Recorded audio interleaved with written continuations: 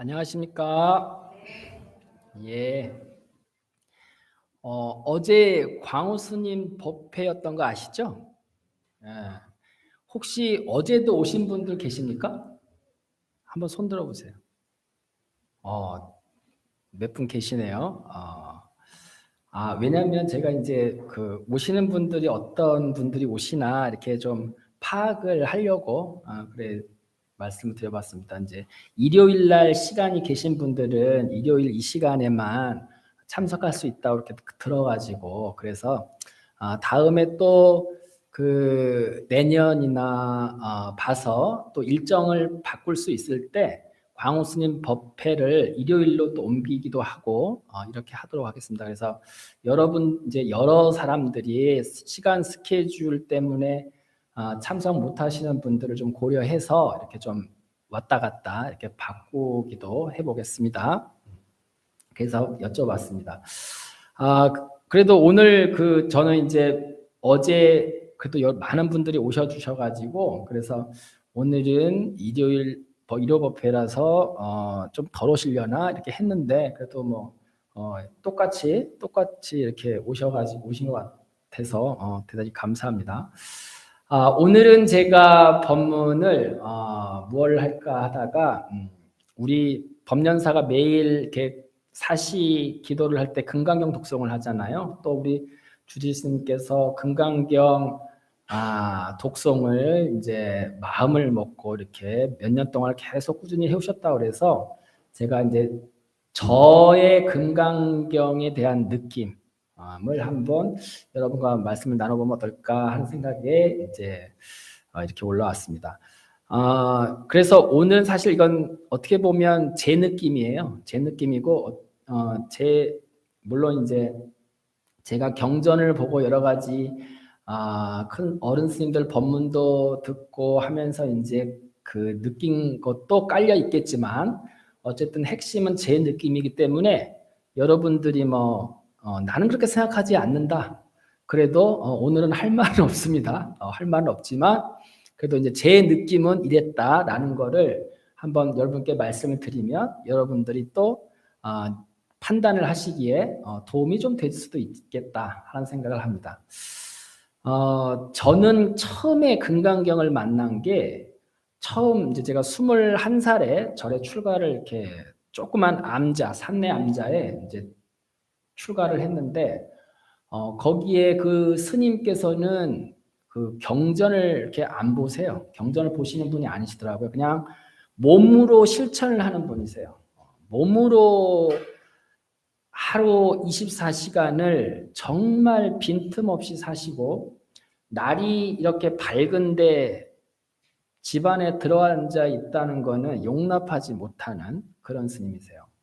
한시도 쉬지 않고 이제 호미질을 하시고 밭일을 하시고 또 이렇게 울력을 하시고 이제 그런 분들이고 또 기도 시간에 이제 철저하게 기도를 하시고 이렇게 사시는 몸으로 실천하는 분이시더라고요. 그러니까 한마디로 말해서 이제 빡센 분이죠. 빡센 분이야.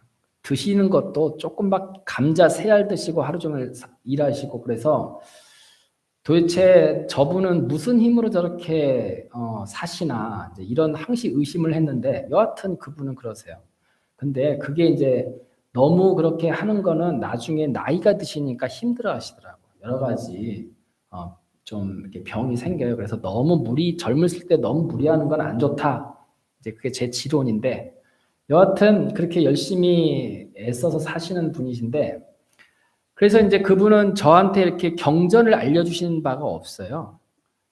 근데 저는 그래도 이제 그 서울에서 살다가 내려갔기 때문에 그 책을 봐야 뭔가 이해를 하고 그런 사람이라서 법당에 가니까 책이 2권이 있어요. 한 권은 경어 스님의 중로로 타는 법 그 책이 있고 또 한 권은 해안 스님 강의의 금강경 이게 딱 있어요. 그때는 해안 스님이 뭐 하는 스님인지 전혀 몰랐으니까 이렇게 심심하니까 책을 봤죠. 보니까 읽을 때는 그런가, 그래 그런가 이렇게 하다가도 책을 덮으면 하나도 기억이 안 남아. 하나도 기억이 안 남아요. 이상하게 금강경은 뭐가 무슨 얘기를 하는 것 같기는 한데 뭔 얘기를 하는지 모르겠더라고요. 처음에는. 그렇게 이제 하다가 그래서 이제 처음에 갔을 때는 그 스님은 막 이렇게 경전을 부처님 말씀을 알려주시거나 뭐 기도를 강요하거나 이러시지도 않고 그냥 몸으로 행동하는 일만 주리장창 하는 분이라서 전 처음에는 이제 그 스님 쫓아다니면서 일 배우고 맨날 혼나면서 이렇게 살았는데 한 몇 달 지나가지고 하루는 그 절에 이제 그 암자였는데 그 절에 노스님이 한 분 이렇게 이제 놀러를 오셨어요. 놀러를 오셔가지고 이제 공양을 하시고 이렇게 차담을 하면서 해주시는 말씀이 당신이 요즘에 그 천지팔량 신주경 팔양경이라고 하는데 그 경전을 보니까 너무 놀랐다는 거예요. 그 경전을 이렇게 한 3번만 읽으면 모든 일이 다 잘 된대. 모든 일이 다 잘 되고 장애가 없어진대요. 모든 하는 일이. 그리고 만약에 7번을 독송을 하면 사람을 끌어다가 자리를 보지 않고 그냥 그 묘지를 써도 그 장애가 없대. 그냥 다 잘 된대요. 그러니까 모든 일이 7번만 읽으면 여하튼 모든 장애는 다 사라지고 그 사람이 모든 일이든 성취를 다 한대요. 그래요, 스님. 그런 경이 있어요. 그 경 안에 써 있대. 써 있기 때문에 자기가 괜히 하는 말이 아니라 그 경을 보면 다 그런데. 그러면서 팔양경이 그렇게 좋은 경전이라고 막 이렇게 이야기를 해주세요.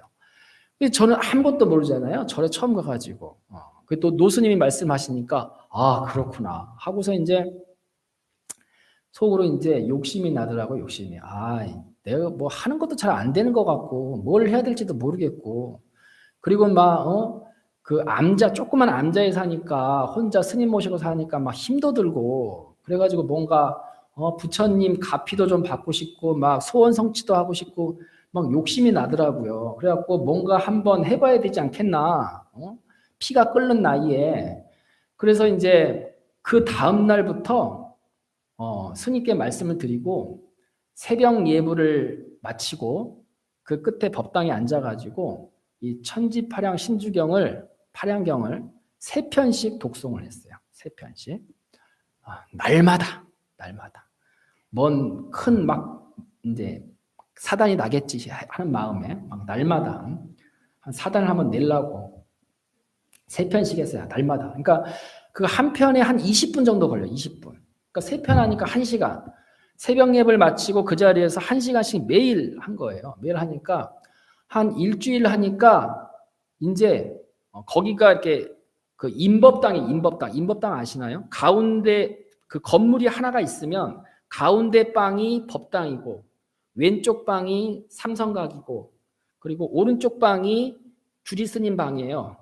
그리고 이제 거실이 이렇게 연결돼 있고 그러니까 법당에서 주지스님 방하고 조그만 작은 문이 있어. 그래서 바로 이제 법당에서 주지스님 방으로 그냥 넘어갈 수도 있어요. 그리고 문을 이렇게 닫아놓고 이제 주지스님은 이제 새벽 예배를 마치고 당신 방에 들어가시면 저는 남아서 막 이렇게 기도를 하죠. 그러니까 1시간씩. 주지스님이 시끄러울 수도 있잖아. 바로 이제 그 문 하나니까. 주지스님 괜찮대. 네 알아서 하래. 하고 싶으면 하래. 그래갖고 이제 사단을 낼기라고 내가 막 3편을 막 해 제꼈어요. 그랬더니 이제 한 일주일 지나니까 힘이 남아. 안 되겠다. 하는 김에 탄력을 붙이자 해가지고 7편에 도전을 했어요. 매일 팔양경을 아침 기도 끝나고 7편씩 막 한 거예요. 그러니까 그게 이제 2시간이 처음에는 넘다가 막 이제 나중에 한 달 정도 지나니까 입에 붙어가지고 2시간이면 7편을 해. 그러니까 새벽 예불 끝나고 막 미친 듯이 경전을 읽어 제끼면 2시간 동안 탁 하면 7편이 딱 끝나. 그럼 이제 뭔가 한 것 같고. 그리고 이제 막 기대를 하는 거죠. 이제 3편만 해도 좋은데 7편을 하니까 끝났다. 나는 이제 무슨 일이 생길라나 이제 기대만 하는 거예요. 기대만. 무슨 일이 생길라나 막 서광이 비치고 막 난리가 날 것 같아. 그럼 막 너무 신나가지고 뭐 욕심에 막 한 달을 이렇게 했어요. 막 점점 날마다 막 신이 나가지고 막 기대에 부풀어서 그렇게 했는데 하루는 그날도 이제 막 열창을 했어. 열창을 막 또 큰 소리로 하는 게 좋다 그래가지고 막 큰 소리로 하고 막 열창을 했어. 열창을 했는데 그 아침 그리고 나서 끝나서 잘 하고서 이제 아침 공양을 하는데 스님이 갑자기 야, 너 그거 그만해라 그래요. 그래서 왜요? 그랬더니 야야, 너 그만해. 그래요. 아니 왜 그만해요? 열심히 지금 잘하고 있는데 지금 뭔가 곧 터질 것 같은데 야, 내가 너 연불 하는 거를 들으면서 잠깐 잠에 들었는데 새벽 예불 마치고 당신 방 넘어가지고 이제 제 연불을 들으면서 이제 당신이 살짝 새벽에 잠에 드신 거죠. 잠에 들었는데 네 연불을 쫙 이렇게 들으면서 딱 잠에 들었는데 갑자기 할머니 한 분이 딱 나타나더니 눈앞에 할머니 한 분이 딱 나타나더니 야야, 쟤 저거 좀 그만해라 그래. 야야, 시끄러워서 쟤 이거 저녁 그만해라 그래. 그러니까 스님이 이제 꿈에서 스님도 의아하니까 아니 그래요? 그럼 뭘 하라 그럴까요? 그러니까 야야, 저거 하지 말고 금강경 하라 그래. 금강경. 그러면서 이렇게 딱 사라지더래요. 딱 그 꿈에 그 살짝 잠에 들면서 비몽사막 딱 꿈에 들었는데 할머니 한 분이 탁 나타나가지고 그 말씀을 하고 탁 사라지고 꿈이 탁 깨더라는 거예요. 너무나 생생하게. 그러면서 이제 너 이제 그만하고 내일부터 금강경이야, 금강경. 그러더라고요. 그래서 그래요? 하고서 이제 열심히 잘하고 있는데 하고서 이제 아쉬워가지고 같이 해야 되나? 또 하지 말라니까. 그냥 팔양경도 금강경도 해라 이렇게 얘기를 했으면 내가 같이 했을 텐데 이제 저거 하지 말고 금강경 하라고 또 할머니가 짜증을 냈다고 하니까 그 양반이 그래서 그 할머니가 누군데요? 네, 그러니까 글쎄 모르겠다. 뭐 관세음보살 같기도 하고 조왕신 같기도 하고 모르겠대요. 그래가지고 이제 알겠다고 하면서 이제 그 다음 날에 이제 종목을 바꿔가지고 금강경으로 바꿨어요. 그래가지고 금강경을 읽는데 금강경은 한 편을 하니까 처음에 40분이 걸려. 40분이 걸려. 그래 막 금강경은 열심히 이렇게 해도 2시간을 해도 3편밖에 못 해. 3편을 하면 그 지쳐가지고 더 이상 못 하겠어. 기운이 빠져가지고. 근데 야 희한하다. 팔양경은 막 할수록 막 기운 막 뭔가 욕망이 막 들끓었거든요. 뭔가 될 것 같은. 근데 금강경은 그런 게 없어. 그런 게 없고 욕심이 자꾸 사라지고 뭔가 바라는 게 자꾸 막 뭔가 어디 옆구리에 구멍 터져가지고 바람 빠지는 것처럼 욕심이 자꾸 이렇게 빠져. 그래서 막 이렇게 막 그 열정도 조금 식는 것 같아. 그렇긴 한데 뭔가 마음은 굉장히 가벼워져. 부담이 없어지고 처음에 제 느낌이 그래요. 부담이 없어지고 뭔가 홀가분해지고 편안해지고 이렇게 맑은 산속에 온 듯한 그런 아주 개운함이 자꾸 있더라고요. 그래가지고 내가 좀 게을리해서 그러나 계속 열심히 몇 달을 해봐도 계속 그래. 그래서 참 경전마다 이렇게 느낌이 다른가 이제 그런 생각을 했었는데 나중에 이제 제가 큰절 와가지고 이렇게 경들을 이런 경 저런 경 공부도 하고 해보니까 팔양경은 보통 안택 지낼 때 한다 그러더라고요. 안택 지낼 때 이제 그 조왕신이나 이런 지신, 토지신이나 이런 신들을 달랠 때 그 팔양경을 독송을 한대요. 그리고 안택 지낼 때 하기 때문에 보통 뭐 짧으면 1편, 길면 3편 정도 하지 그렇게 한 달 내내 주의장창 7편을 하는 경우는 없대. 그러니까 너무 오버한 거지 욕심에. 근데 금강경은 그게 아닌 거야. 금강경은 내용을 봐도 그렇고 이게 그 선돌이인 거예요. 선돌이. 특히 금강경이 처음에 유행이 된 게 금강경이 유행된 게 언제부터냐면 중국의 그 오조 홍인대사 그러니까 AD 한 500년 때부터 그게 유행이 된 거예요. 중국에. 그 전에는 금강경보다는 능가경이라는 경전을 많이 좋아했어요. 중국 사람들이. 그런데 이제 500년대 지나가면서 그 5조 홍인대사하고 6조 해능 많이 들어보셨죠? 6조 해능대사가 그 금강경을 이제 능가경 말고 금강경을 우리 주 교재로 삼자, 쉽게 말하면 그렇게 해서 금강경을 그때부터 이제 읽기 시작하고 독송하기 시작하고 공부하기 시작해서 그게 이제 그 이후에 6조 해능이 가장 중국 불교에서 가장 중요한 분 중에 한 분이 6조 해능대사예요. 그래서 중국 불교는 심하게 말하면 6조 해능대사 전과 6조 해능대사 이후로 나눠. 그 정도로 6조 해능대사가 중국 불교를 중국만의 중국 스타일로 그 전까지는 인도 스타일이었어요. 인도 스타일. 인도에서 불교가 넘어왔기 때문에 스타일이 인도 스타일의 불교를 하다가 6조 해능이 중국 스타일의 중국 사람들한테 맞는 그런 불교로 바꾸었거든요. 그 중에 이제 그 텍스트 주교재가 금강경이라. 그래서 금강경은 이 동북아, 중국, 한국, 일본 이 동북아 불교의 가장 사람들이 좋아하고 많이 독송하는 그런 경전입니다. 그리고 중국 역대로 이제 좀 수행 좀 했다, 등력 좀 했다, 공부 좀 했다 이런 선지식들은 거의 싹 다 금강경 해설집을 썼어요. 그러니까 금강경 해설집이 수백 가지. 큰 스님마다 다 썼어. 그만큼 금강경이 이제 많은 분들한테 읽히고 독송하고 그랬다는 거죠.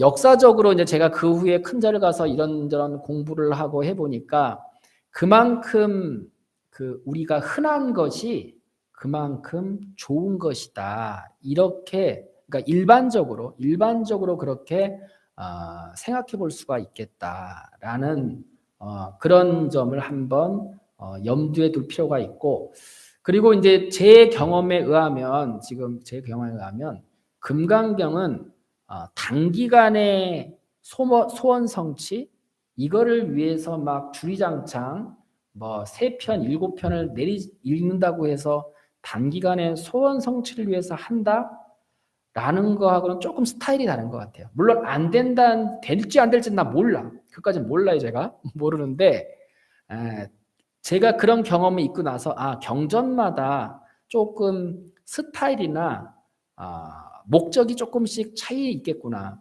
금강경의 가장 중요한 근데 또 하나 여기서 희한한 게 저는 그때 금강경의 내용이 뭔지 아무것도 몰랐거든요. 그냥 입만 금강경을 한 거지 생각은 딴 생각도 하고 별의별 생각 다 하고 또 내용이 일단 뭔지를 몰라. 그냥 좋다니까 한 거야. 좋다니까. 근데 좋다니까 했는데 파량경도 마찬가지. 파량경도 좋다니까 했고 금강경도 좋다니까 했어요. 좋다니까 했는데 그 느낌은 그 내용에 있는 그 느낌을 그대로 느끼겠더라고요. 그건 참 이해할 수 없는 묘한 경전의 어떤 공능 같은데 금강경은 그 자체가 이제 공돌이, 선돌이 그리고 금강경에서 가장 중요한 게 응무소주 이생기심이잖아요. 응당 머무는 마음 없이 그 마음을 내라. 간단히 말하면 그게 무슨 말이냐면 고정관념 갖지 마라 이런 말이에요. 고정관념 요즘 이야기를 했을 때 고정관념, 선입견 우리 모든 사람은 사람으로 살아가는 이유가 선입견이 있습니다. 무슨 소리냐? 나는 선입견 안 가지고 산다. 이렇게 얘기할 수 있는데 그 선입견을 잘 따지면 무엇에서 나오냐면 자기 성격에서 나와요. 성격에서 선입견이 나오는 거예요. 그러니까 성격이 없는 사람은 없잖아요. 다시 말하면 선입견을 가지고 있지 않은 사람은 없어요. 어떤 성격은 굉장히 급한 성격이 있으면 어떤 한 가지를 보고서 왜 저건 저렇게 느리게 하지? 답답해 죽겠네. 이렇게 모든 거를 느리게 한다라고 하는 선입견이 생겨. 또 성격이 느리장 만만디는 어떤 일을 하는 거 보면 뭐가 저렇게 급해. 좀 천천히 좀 하지. 이렇게 보이거든요. 그래서 그거는 뭐 때문에 그러냐? 자기가 가지고 있는 성격이 한 사람은 급하고 한 사람은 느리니까 그거에 따라서 그렇게 똑같은 행동을 하는 모습을 봐도 그렇게 보인단 말이죠. 그런 게 선입견이에요. 그러니까 어떤 게 그러면 맞는 거냐? 그 사람은 느리게 했냐? 빨리 했냐? 사실 답은 없죠. 보는 사람에 따라 다르단 말이에요. 근데 성격 급한 사람은 왜 이렇게 느리냐고 막 혼내. 성격 느린 사람은 왜 이렇게 빨리 급하게 하냐고 경망스럽다고 혼내. 이러니까 그 하는 사람은 이놈 말을 들어야 돼. 저놈 말을 들어야 돼. 죽겠는 거죠. 그러니까 정답이 아니다 이 말이에요. 모든 것은 성격 따라 그렇게 보인다란 말이에요. 쉽게 말하면 불교적으로 얘기하면 자기 업 따라 그렇게 보인다. 업에 따라서. 물고기는 물을 가지고 우리 공기처럼 이렇게 느낀대요. 사람은 물하고 공기는 다르잖아요. 물은 마시는 물이잖아요. 그렇게 느끼고 하늘의 천인들은 유리 보석처럼 느낀대. 물을 보면 투명한 그 다이아몬드 같은 그런 보석이 깔려 있는 것처럼 그렇게 보인대요. 아귀, 죽어가지고 배고픔에 굶주리는 귀신인 아귀들은 흐르는 물을 보면 피고름이 흘러가는 것처럼 보인대. 그래서 불교에서는 그 물이 도대체 정체가 뭐냐? 우리가 얘기하는 물, 이 물 한 잔이 정체가 무엇이냐? 말할 수 없다예요. 보는 사람에 따라서 다르다. 보는 업에 따라서 다르다라고 하는 거거든요. 금강경의 가장 핵심이 그거예요. 그렇기 때문에 선입견을 가져서는 안 된다. 선입견을 가지면 제대로 못 본다. 자기 색안경을 끼고 보는 것이다. 그러니 선입견 없이 무엇을 해라? 보시를 해라. 보시라고 하는 것은 이제 육바라밀을 대표해서 보시를 얘기하는 건데 보시, 지계, 인욕, 정진, 선정, 지혜 이 바라밀을 닦아라. 보시하고 나서 기분 좋아. 나 오늘도 착한 일 했어. 이런 느낌이 들어요. 이런 느낌이 드는데 그런 느낌이 드는 거는 보시를 좀 싸게 한 거야. 보시를 하면 우리가 보시를 왜 해요? 대가를 바라고서 보시를 해요. 기브 앤 테이크. 세상은 모든 게 연기적인 구조이기 때문에 내가 뭔가를 지으면 가을에 그것을 결실로 받는단 말이죠. 그래서 내가 착한 일을 하면 즐거운 과보를 받고 나쁜 일을 하면 괴로운 과보를 받게 되는 거거든요. 우리가 보시를 하는 이유는 행복한 즐거운 과보를 받으려고 보시를 하는 거예요. 그게 첫째예요. 근데 두 번째, 이런 방식은 과보를 받을 때, 대가를 받을 때 이율이 낮아. 이자가 싸. 우리가 이왕 투자를 해서 이 결과를 얻을 때 이율이 엄청 비싸고 막 수십 배, 수백 배 되는 이율을 받으면 너무 좋잖아요. 그렇게 할 수 있는 이유가 뭐냐? 자기 선입견을 갖지 않고 순수하게 보시를 합니다. 상대방을 보고서. 그러면 그게 이율이 어마무시하게 비싸대. 어마무시하게 좋대요. 그러니까 부처님이 자꾸 머무는 바 없이 마음을 내라. 머무는 바 없이 보시를 해라. 라고 하는 게 그래서 그래. 그렇게 해야 이율이 좋다. 이렇게 얘기하는 거죠. 그래서 그래서 금강경은 그런 내용이 가장 핵심이에요. 여러 가지 또 내용이 있지만 머물지 않는 마음으로 착한 마음을 내라. 착한 행동을 해라. 라고 하는 게 금강경의 핵심이기 때문에 금강경을 자꾸 읽으면 마음이 어떻게 돼? 자꾸 맑아져요. 맑아져요. 청정해진다고 표현을 하죠. 선입견이 자꾸 없어지고 뭐에 집착하는 마음이 자꾸 사라져. 만약에 금강경을 독송하는데 내가 집착하는 마음이 자꾸 더 생긴다. 이거는 문제가 있는 거예요. 이거는 금강경을 제대로 하는 게 아니에요. 금강경을 자꾸 하면 자꾸 마음이 착해지고 청정해지고 선입견이 없어져. 우리 주지스님 보세요. 저희 총문대 3배하고 가시잖아요. 금강경을 너무 하신 것 같아. 부담스러워. 총무니까 그냥 나가셔도 되는데 꼭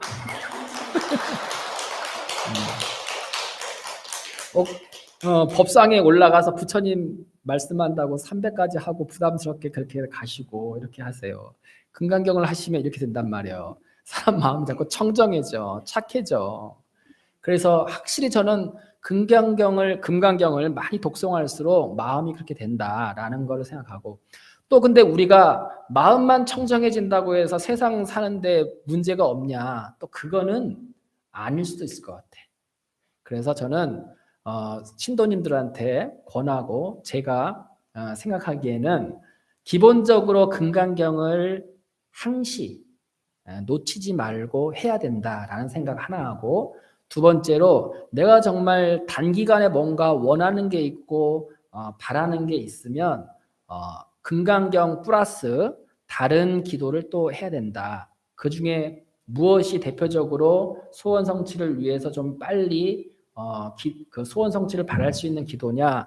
우리 신중전에 부처님 기도도 좋지만 신중전의 기도도 그 과보가 빨라요. 신중님들은. 왜냐하면 신중님들이라고 하는 존재는 누구냐면 신들이란 말이에요. 불보살은 신의 개념이 아니에요. 신의 개념이 아니라 진리의 개념이에요. 진리, 이치, 세상 이치에 대한 개념이고, 그걸 이제 사람으로 이렇게 얘기해서 석가모니니 아미타불이니 하는 거고, 우리가 죽어가지고 천상에 태어나고, 그리고 우리가 죽어서 귀신이 되고 하는 모든 그런 것들은 우리 신중님들이, 우리가 만나는 분들은 저 신중님들이란 말이에요. 그래서 우리가 현실에 이렇게 우리 정부 고유의 관료들 보면 대통령부터 경찰청장, 판사, 검사, 또 행정부 장관들, 차관들, 공무원들 쭉 있는 것처럼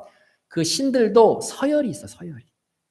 서열이 있어가지고 아주 자리가 높은 신이 있고, 또 구급 공무원 보는 신들이 있고, 이렇게 순서가 쫙 있단 말이에요. 그래서 그런 조직으로 돼 있는 분들이 있는데, 그럼 어떤 분들이 호법선신이냐?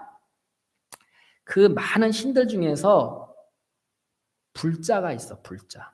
부처님, 난 부처님 믿겠다. 그러니까 호법신중이라고 따로 있는 게 아니고, 태어날 때부터 호법신중이 아니라 신들 중에서 자기도 수행을 위해서, 또 공덕을 닦기 위해서 불교에 귀의하는 분들이 계신단 말이에요. 그분들은 어떤 역할을 해요? 우리 신도님들, 불자님들이 절에 다니는데 문제없이 보호해줘. 왜냐하면 그래야 우리 불법이 보호가 되니까. 절에 다니는데 하나도 막아주는 것도 없고 안 좋은 거 다 당하고 이러면 뭐 한다고 절에 다녀요. 그죠? 뭔가 절에 다니면 덕이 있어야지, 다닌 덕이, 보람이. 이제 그런 거를 우리 신장님들이 몸소 실천으로 이렇게 행동대장이 돼가지고 심부름을 해주고 보호를 해주고 옹호를 해주는 거죠. 그래서 우리가 그 부처님이 워낙 이제 위대하신 분이기 때문에, 그리고 불법이 워낙 훌륭하기 때문에 그 불법을 믿는 우리 불자님들이 있는 것처럼 신들도 그런 불자인 신들이 있다. 그런 분들이 호법선신이다. 이런 분들은 바로바로 즉각적으로 움직여야 돼. 불법을 옹호해야 되니까. 그거를 목표로 해서 이렇게 계시는 거예요. 그렇기 때문에 이제 저도 이제 언제 우리 기도 프로그램을 다음에 이제 기회가 되면 우리 신중 기도를 열심히 이렇게 할 수 있는 그런 이제 기도 프로그램을 만들려고 하는데, 우리 신도님들도 이제 그런 정도로 생각을 하면서, 물론 반드시 신중 기도를 해야 소원 성취가 되고, 부처님 기도를 하면 뭐 소원 성취가 안 되고, 이런 말을 하는 게 아니고, 부처님 기도는 수행이 먼저예요. 수행이 먼저고, 그리고 그 수행을 바탕으로 해서 좋아지는 거. 그러니까 우리가 약으로 치면 한약 같아, 한약. 금방 그 효과가 드러나지는 않아. 하지만 나중에 효과가 드러나면 엄청나게 몸이 건강해지고 기본이 튼튼해진 그런 사람이 될 수 있는데, 우리 신중기도는 뭐 약으로 비유를 하자면 양약 같은, 금방 효과가 나타나. 그래서 금방 효과가 나타난다고 그걸 남용하면 문제가 생길 수도 있어요. 그래서 너무 남용하는 거는 좋지 않지만, 그래서 이제 제가 생각하기에는 기본적으로 부처님 기도, 금강경을 독송을 하면서 어떤 단기간의 목표를 위해서는 신중기도를 열심히 하는 것도 굉장히 좋은 방법이겠다. 이런 생각을 저는 개인적으로 하고 있습니다. 그래서 이거는 뭐 어디 경전에 나와 있는 건 아니고, 제가 그 기도 경험으로, 다년간의 기도 경험과 이해로서 드리는 말씀이니까 여러분들이 참고하시면 좋겠습니다. 예. 다음에 신중기도 하게 되면 많이 동참해 주십시오. 네, 감사합니다.